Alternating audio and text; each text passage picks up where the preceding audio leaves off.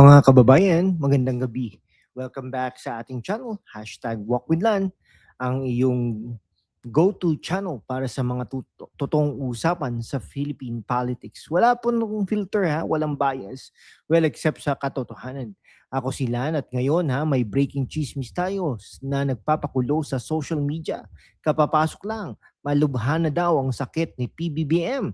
VP Sara binigyan na ng instructions ni PRRD. Sounds like a plot from a teleserye, di ba? Pero seryoso ito, base sa mga leak rumors at official statements para sa mga kabataan na tulad nyo na busy sa TikTok pero concerned sa bayan at sa mga OFW na nagpapakahirap abroad pero updated pa rin sa Pilipinas. Ito'y para sa inyo. Ha? Fact-based tayo dito ha. Diverticulitis daw si PBBM. Pero bakit may fake medical reports na lumalabas? At ano yung instructions ni former President Rodrigo Roa Duterte kay Vice President Sara Duterte? Parang chess game ba ito? Where PRRD is the grandmaster? Let's dive in. Huwag kang umalis kasi may twist sa dulo ha. First, like and subscribe para sa more content like this. Ano, ready na ba kayo? Okay mga friends, simulan natin. Sa main issue ha, ang health ni President Bongbong Marcos ha, base sa latest reports mula sa PhilStar at inquiry na credible sources ha, si PBBM ay na-hospitalized last week dahil sa diverticulitis. Ano yan? It's an inflammation sa large intestine, common sa older adults like him, who's 68 na pala si PBBM, no? Official statement from Malacanang, he's fine, recovering well, no need for medical bulletin. Pero wait, bakit may mga viral fake document from St. Luke's na sinasabing malubha siya? St. Luke's debunked it as a fake. At si PBBM mismo ha, sa video niya with his dog Oreo, sabi niya, the rumors of my death are highly exaggerated. Pero nag-speech po siya na parang pumayat po talaga si Presidente. No? Parang Mark Twain quote ha, pero sa Pilipinas version, exaggerated talaga ang chismis. Pero critically speaking, bakit persistent ang rumors? Dahil sa history ng Marcos family sa health secrecy. Remember his father ha, or maybe political sabotage. Sources like ABS-CBN report na may text sa media alleging drug use, durog na raw. But Palas dismiss it as disinformation.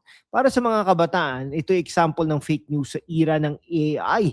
Ano sa tingin ninyo mga viewers? Comment down below. Totoo ba ang sakit o political ploy? Fact-based tayo mga kaibigan ha. Sa 2026, amid economic issues like inflation at West Philippine Sea tensions, health rumors can destabilize the government. Kung malubha talaga under the Constitution, VP Sara steps in. At dito, papasok si PRRD. Stay tuned. Kung OFW ka, imaginein mo ha, habang nag-overtime ka sa Dubai, biglang may succession crisis sa Pilipinas, anong impact sa remittances? Let's discuss. Now, let's get critical intellectually. Ha? Si PBBM, despite assurances, missed public engagement. Sources from Palace say brief rest. Pero sa Instagram Reels at Facebook posts, may speculations na mas malala.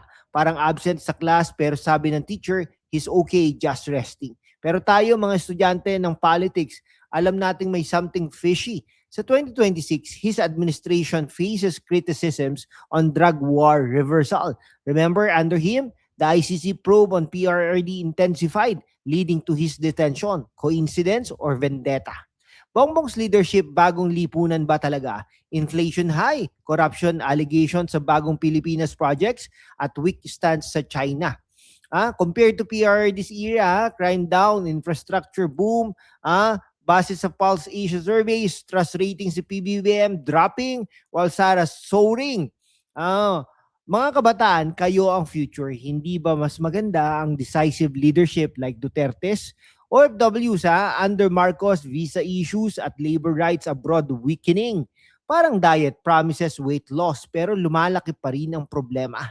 Viral post sa X, formerly Twitter, show Palace condemning fake news. But why not transparent medical bulletin? Duda tayo mga friends kasi history teaches us power hides weaknesses. Okay, wag umalis ha. Next, ang role ni PRRD at VP Sara. Ano kaya ang plan nila? Okay, shift tayo sa positive. Si former President Rodrigo Roa Duterte o PRRD, ang tatay ng bayan. Despite ICC detention for his anti-drug war na effective naman, crime rates dropped 70% under him. Siya pa rin ang guiding force. Sources from the One News at ABS-CBN, si VP Sara, his daughter visiting him, discussing legal team. Binigyan na raw ng instructions si Sara on governance. If PBBM steps down, ano yan? Speculation based on family statements. Sara slamming ICC as bias, calling for moral support to PRRD. Kaya parang family meeting. Anak, if the king falls, you're the queen. PRRD's wisdom, tough on crime, pro-poor policies like build, build, build. Sara as VP, leading surveys for 2028 presidency, per Wikipedia updates. Sa 2026, she's vocal on supporting her father, rejecting ICC's fitness ruling. Protect the legacy, fight corruption, prioritize Pinoys, critical yet informative. Unlike Marcos, alleging secrecy, Duterte's are transparent, Sara's press cons, direct, no sugarcoating.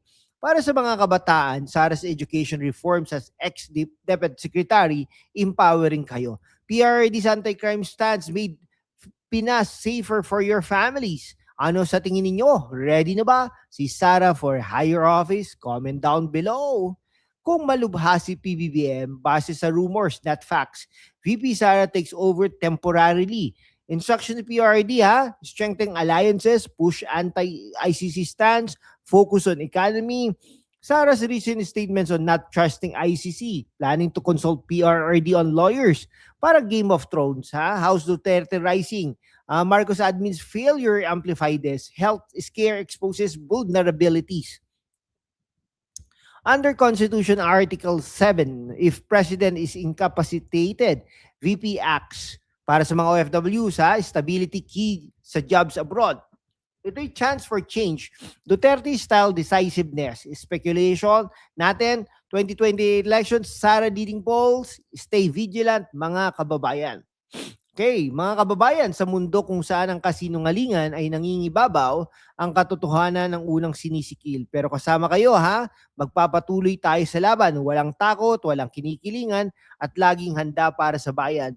Sumali na sa aking YouTube channel membership sa #WalkWithLan at tulungan natin ang channel na maabot ang 100,000 subscribers. Ang inyong suporta ang susi sa kalayaan natin para ipagpatuloy ang pagbabalita ng katotohanan.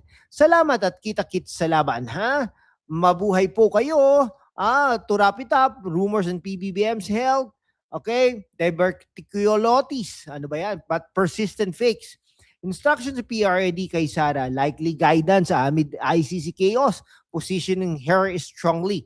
Favor Duterte for their track record, Critic Marcos for opacity. Mga kabataan, at OFWs, kayong boses. Share your thoughts, like, comment, subscribe, at share sa friends. Next episode, more political twists. Salamat sa panonood. God bless the Philippines. Kita-kits at mabuhay po ang Pilipinas,